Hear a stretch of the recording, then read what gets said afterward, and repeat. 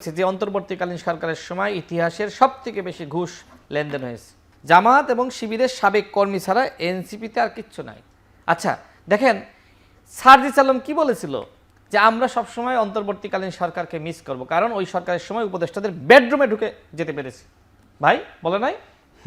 বলছে তো, বলেছে। তার মানে এখন তারা বিএনপি সরকার সমালোচনা কেন করছে? একটাই সমস্যা, বিএনপি সরকার আইনের শাসন প্রতিষ্ঠা করেছে, চাইলে এখন কোনো সচিবের রুমে তারা ঢুকতে পারে না, চাইলে এখন কোনো মন্ত্রীর রুমে তারা ঢুকতে পারে না।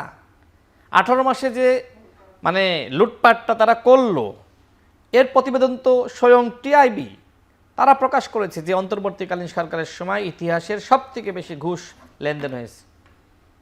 অন্য সরকারের সময় তো এত বেশি ঘুষ লেনদেন হয়নি। টিআইবি বলছে হাসনাত এবং সার্জিসের সরকারের সময় এটি হয়েছে। ভাই বললেন না যে নেপালের মতন নাহিদ ইসলাম তো বাংলাদেশে প্রধানমন্ত্রী হতে পারতো, হইল না কেন? হইল না একটাই কারণ, কারণ আপনি সরকারে থাকবেন আবার দল গঠন করবেন মন্ত্রীপাড়ার বাসায় বসে, এটা কি হয় নাকি? নাহিদ ইসলাম একটি কিংস পার্টি গঠন করেছেন সরকারে থাকা অবস্থায়। ভাই বললেন যে এনসিপি বলতে কিছু নাই, হ্যাঁ আমিও বলি এনসিপি একটা সময় কিংস পার্টি হিসেবে তারা আত্মপ্রকাশ করেছিল ডক্টর মোহাম্মদ ইউনূসের ছত্রছায়ায় বা অন্তর্বর্তীকালীন সরকারের সহযোগিতায়। পরবর্তীতে দেখবেন যে ডাক্তার যারা প্রগতিশীল মানা তারা কিন্তু বের হয়ে গেছে, তারা বের হয়ে গেছে। এখন যারা আছে অ্যাকচুয়ালি তারা মূলত জামাত এবং শিবিরের সাবেক কর্মী। জামাত এবং শিবিরের সাবেক কর্মী ছাড়া এনসিপিতে আর কিচ্ছু নাই। হ্যাঁ, নাহিদ ইসলামরা গণঅভ্যুত্থানের নেতা, বাট আব্দুল্লাহিল বাকি নাহিদ ইসলামের অত্যন্ত ঘনিষ্ঠ, হ্যাঁ হাসনাত সার্জিসদের ঘনিষ্ঠ এবং এনসিপির অ্যাক্টিভিস্ট হিসেবে সবাই জানে। সে ফেসবুকে লিখেছিল যে এনসিপির 6 জন এমপির 6 জনই কোনো না কোনোভাবে শিবিরের রাজনীতির সাথে জড়িত। 4 জন সরাসরি শিবির করেছে আর 2 জন আপনার শিবিরের কোচিং সেন্টারে ক্লাস নিয়েছে। শিবিরের কোচিং সেন্টারে যারা ক্লাস নেয় এরা শিবির না করলে ক্লাস নিতে দেয় না, এই কথা সে ওইভাবে ব্যাখ্যা করেছে আর কি। এই জন্য কি ওই 6 জনই পাস করলো আর বাকিদেরকে পাস করেনি নাকি? কারণ তারা অনুসন্ধান করে দেখেছে যে কারা পাস করার পরে আমাদের এজেন্ডা বাস্তবায়ন করবে। তো দেখলো যে এই 6 জনই মোটামুটি এজেন্ডা বাস্তবায়ন করবে, এই জন্য এই 6 জনকে জামাত ইসলাম টাকা দিয়ে পাস করিয়েছে। আমরা দেখেছিলাম সারোয়ার তুষার, সাইফ মুস্তাফিজের আসনে কিন্তু ওনারা বারবার অভিযোগ করছিল তাদেরকে আসলে জামায়াতের পক্ষ থেকে সেই ধরনের সুবিধা দেয়া হচ্ছে না। দল হিসেবে তারা জোট করেছিল, আচ্ছা তারা কিন্তু অভিযোগ করেছিল।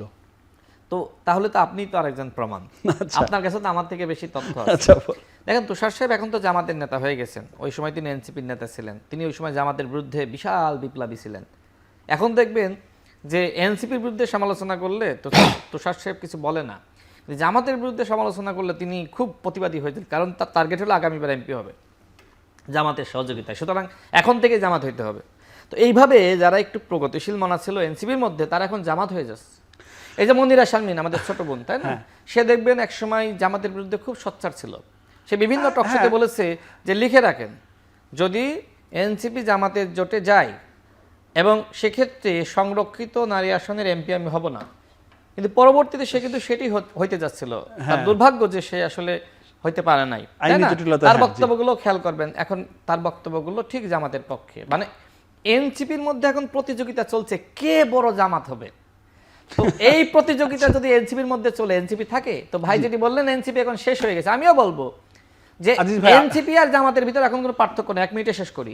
এনসিপি জামাত, জামাতি এনসিপি, এনসিপির সমস্ত কার্যক্রম এখন জামাত চালাচ্ছে। আমি শুরুতে বলেছিলাম, আপনি বললেন যে সময় আসলে জুলাই পদযাত্রা শুরু হলো সে সময় দেখবেন যে বৃষ্টির মধ্যে খরা, এনসিপির খরা, লোক হচ্ছে না, খুব মানে একটা মানসিকভাবে ভেঙে পড়লো যে গত বছরও তো অনেক লোক এসেছিল দেখার জন্য, শোনার জন্য, এখন তো কেউ আসে না। এরপরে হাসনাত এবং সার্জিস যেখানে যায় জামাতের আমিরকে ফোন দেয়, আমরা তো আপনাদেরই ছেলে পেলে, আপনাদের জন্যই কাজ করছি, আমরা তো ভোকাল, আমরা তো এখনো পর্যন্ত তৃণমূলকে সংগঠিত করতে পারে নাই, তো আপনারা যদি আমাদের বক্তব্য শুনতে না আসেন, লোকজন না ফাটান, তো সেক্ষেত্রে কিভাবে 11 দলীয় জোট থাকবে? 2 দল তো চলে গেছে, আমরা হয়তো ভবিষ্যতে চলে যাবো না, এইভাবে থ্রেট দিয়ে লোকজন নিয়ে আসে, বুঝতেছেন কিছু? তো যাই হোক, এনসিপি নতুন যে বন্দোবস্ত শুরু করেছিল, তো ভণ্ডবস্ত শুরু করার কারণে কিন্তু এটাকে আপনি কি বলেন, ভণ্ডবস্ত? আচ্ছা, নতুন শব্দ আরেকটা। না শোনেন, আমি চেয়েছিলাম যে আমি স্বাভাবিকভাবে সবসময় খুব সহনশীল কথা বলতাম।